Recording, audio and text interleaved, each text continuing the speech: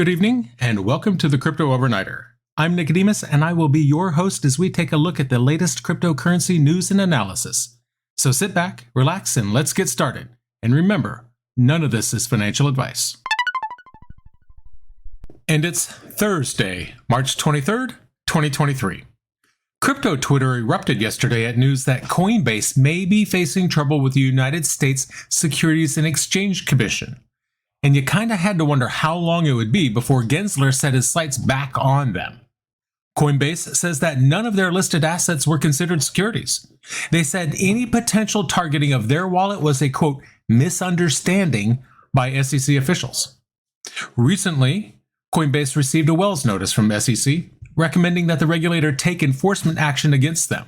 This legal threat could potentially target a number of Coinbase's products: their staking program, Coinbase Earn, listed digital assets, their wallet, or even Coinbase Prime services.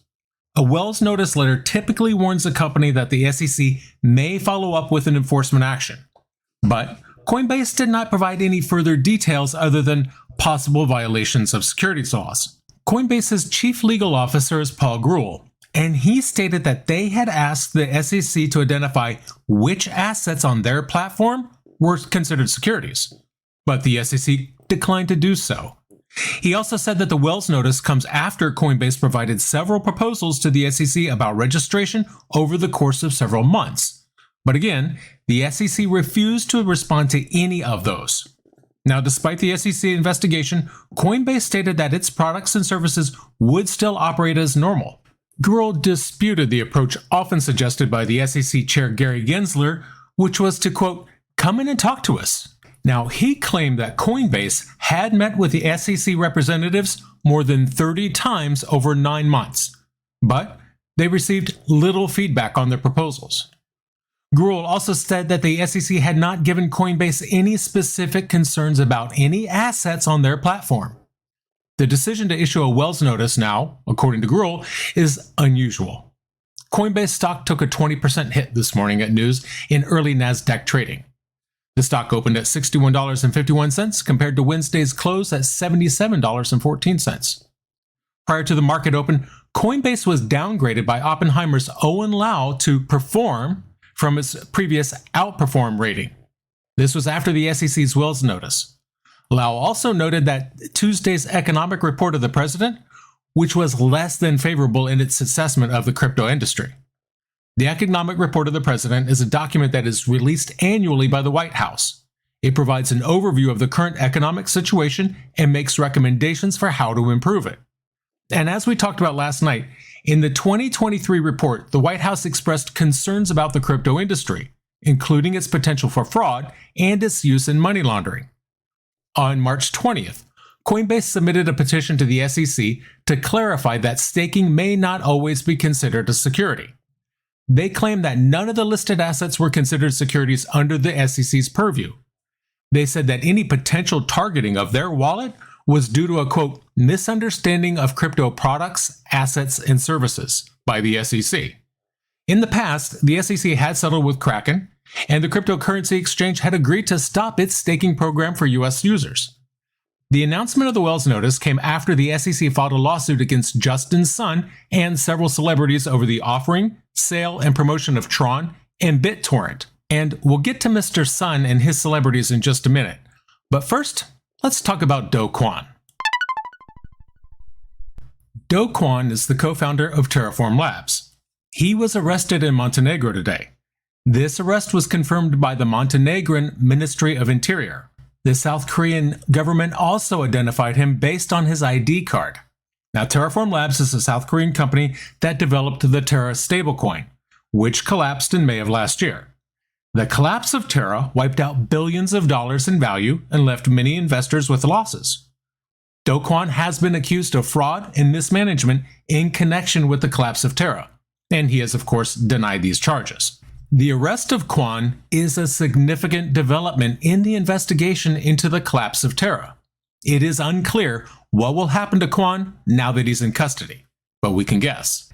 So, Kwon was arrested at an airport in Montenegro with falsified documents. South Korean prosecutors have alleged that Kwon was hiding in Serbia where no extradition agreement exists with South Korea. On September 26, 2022, an Interpol red notice was issued for Kwon's arrest. And soon after Kwon was arrested, the US government got to work. Because after he was arrested, he was charged with fraud by federal prosecutors in New York, and he's also facing an investigation in South Korea. He already faced civil charges filed by the US Securities Exchange Commission, which alleged back in February that he misled investors. Kwon is being charged with conspiracy to defraud, commodities fraud, securities fraud, wire fraud, and conspiracy to engage in market manipulation. And the DOJ is seeking his extradition. They want him on US soil to face his accusers. The filing says that Do Kwon lied to investors about the effectiveness of the algorithm that was supposed to keep the stablecoin on its peg. He also made false statements and manipulated the market to make people think that UST was a good investment. And in addition, he's accused of working with Jump Crypto to manipulate the markets. French lawmakers voted on Wednesday to ban influencers from advertising unlicensed crypto products on social media. This comes after a series of scams were promoted by influencers who often have a large following of young people. The law will classify crypto products as risky financial products, gambling, and pharmaceuticals. That means that influencers who promote unlicensed crypto products will face fines and imprisonment. The law is a positive step in protecting customers from scams and risky investments. Influencers often have a lot of influence over their followers, hence the name, and they can easily promote products that are not safe or legitimate. This law will help ensure that influencers are held accountable for their actions, and that consumers are not being taken advantage of. The committee agreed to an amendment that would ban influencers from promoting unlicensed crypto services. This amendment would effectively ban influencer promotions of crypto assets in France. This is because no crypto companies are currently licensed by the French Financial Markets Authority. Arthur Delaporte said that the law is needed to regulate the crypto market, which has been growing rapidly in the last few years. He said that the law is not about killing liberty, but about protecting people from being scammed. He added that the law would not prevent influencers from promoting crypto products, but they would have to do so in a way that is compliant with the law. If this law is passed, France would join other countries such as the UK and Belgium in seeking to tighten the promotion of crypto products. Last year, Kim Kardashian settled with the US Securities Exchange Commission for hyping Ethereum Max without disclosing the fact that she'd been paid to promote the token. The European Banking Authority is hiring crypto-skilled staff to prepare for MiCA, an upcoming EU regulation on crypto assets. The EBA will be responsible for regulating issuers of large stablecoins and preparing draft rules to fill in the details of MiCA. The EBA is looking for candidates with experience in blockchain technology, financial regulation, and risk management. Now, the purpose of this staff is to ensure that the markets and crypto assets regulation is implemented effectively and that the EU remains a leader in the global crypto industry. The EBA is looking for someone with knowledge of crypto assets and experience supervising financial institutions. This is a new role to establish the supervision function under MiCA. The EBA is also hiring other crypto asset-focused staff. They are reallocating and training existing staff, and they envision up to 22 full-time staff working on this legislation. The Silicon Valley Bank Financial Group is fighting with the FDIC over $2.1 billion in funds. Now, the group, the former parent company of the Silicon Valley Bank, filed for bankruptcy after California regulators closed the bank on March 10th. This due to inadequate liquidity and insolvency. The FDIC then became the receiver of SVB Financial Group. SVB Financial Group claims that the FDIC froze $2.1 billion in funds improperly. They will argue their case in bankruptcy court. So the bankruptcy hearing on Tuesday was not routine. Dov Kleiner is a partner at the law firm Kleinberg, Kaplan, Wolf & Cohen. And he said that there's a lot of interest in the hearing because the holding company had creditors and $3.4 billion in debt. If the money belongs to the holding company, that means it all belongs to the creditors of the holding company. The FDIC disagrees. They say that the former holding company may be on the hook for the bank failure. Kleinberg said that SVB Financial needs the cash to pay its creditors and to continue running two other businesses, an investment bank and an asset management firm. He said those businesses have $9.5 billion in assets managed in various funds. SVB Bank was taken over by the California Department of Financial Protection and Innovation on March 10th. 2 days later, the FDIC took the bank into receivership. All SVB deposits and assets were moved to a new entity, the Silicon Valley Bridge Bank. Klein said the FDIC-controlled Bridge Bank claims SVB Financial owes it money for various things, but SVB Financial is not going to turn over any of the $2.1 billion in funds until it knows how much is owed and who has priority. So it will take some time to figure out who controls the $2.1 billion in frozen funds. It will be a legal battle over which law applies and the actual claims. But there are still questions. Jerome Powell admitted that the Federal Reserve was blindsided by the sudden collapse of Silicon Valley Bank, which was under their watch. He said the bank's collapse was a surprise and that the Fed is working to understand what happened. Now, Powell said that the Fed is committed to ensuring the safety and soundness of the financial system and that they will take steps to prevent a similar collapse from happening in the future.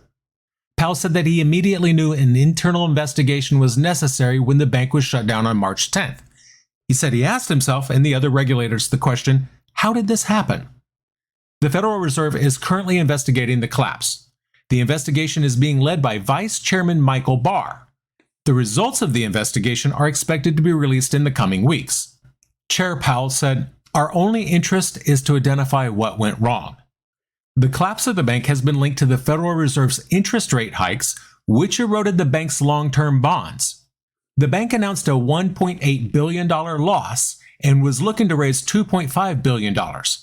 That triggered a panic and a $160 billion wipeout in its market cap. So despite SVB CEO Greg Becker, he urged investors to stay calm and to avoid panic. Despite that, depositors began to request withdrawals in large numbers. This caused a run on the bank. And as far as the rate increases go, Senator Elizabeth Warren criticized Jerome Powell. She said that he is a dangerous man to have in this job. She said the Fed has never raised rates this fast in the modern economy, and it risks pushing the economy into a recession. Warren blames Powell's weak regulatory approach towards large banks for the recent banking crisis. She predicted 5 years ago that this would lead to banks taking on more risks, making short-term profits, and giving themselves high bonuses. She said this is exactly what has happened on Powell's watch. Jake Powell was sued by the SEC for illegally promoting cryptocurrencies without disclosing he was being paid. He was part of a group of celebrities who was also charged by the SEC for participating in a scheme to illegally promote sun-tied cryptos. The SEC alleges that Paul failed to disclose he was being paid to promote TRX and/or BitTorrent token, which are currencies tied to Justin Sun. And we'll get to him in a minute. The SEC also alleges that Paul made false and misleading statements about these cryptocurrencies. Paul has agreed to settle with the SEC without admitting or denying the allegations. He will pay a fine of $25,000 and he will not promote those tokens for 3 years. The settlement is a reminder that celebrities need to be careful about what they promote on social media. If they're being paid to promote a product or service, they need to disclose that information. Otherwise, they could be held liable for violating the law. Jake Paul settled the charges filed against him. Now, he was one of the 8 celebrities sued for promoting cryptocurrencies without disclosing that they were being paid to do so. This is not the first time that Paul has been involved in a cryptocurrency controversy. In February, he was sued for allegedly participating in a pump and dump scheme run by SafeMoon. His brother, Logan, also raised eyebrows with his NFT project, CryptoZoo. And meanwhile, the SEC charged Justin Sun and his companies for fraud, market manipulation, and selling unregistered securities. The regulator alleges that Sun and his companies sold unregistered securities through a fraudulent scheme. The SEC also alleged that Sun and his companies manipulated the secondary market through wash trading. Wash trading is a practice where traders buy and sell the same asset to artificially inflate its price. The SEC alleges that Sun and his companies used wash trading to make TRX appear to be more popular and valuable than it actually was. These charges suggest that the SEC is taking a serious look at the cryptocurrency market and is willing to take action against those who violate the law. The SEC also charged Sun with selling unregistered securities, generating $31 million in proceeds. And that's going to do it for us tonight. I want to thank you, my listeners, because when you stop listening, I will stop talking. If you enjoyed tonight's show, then please like, follow, subscribe, leave a rating or a review. And in the meantime, we'll see you tomorrow night.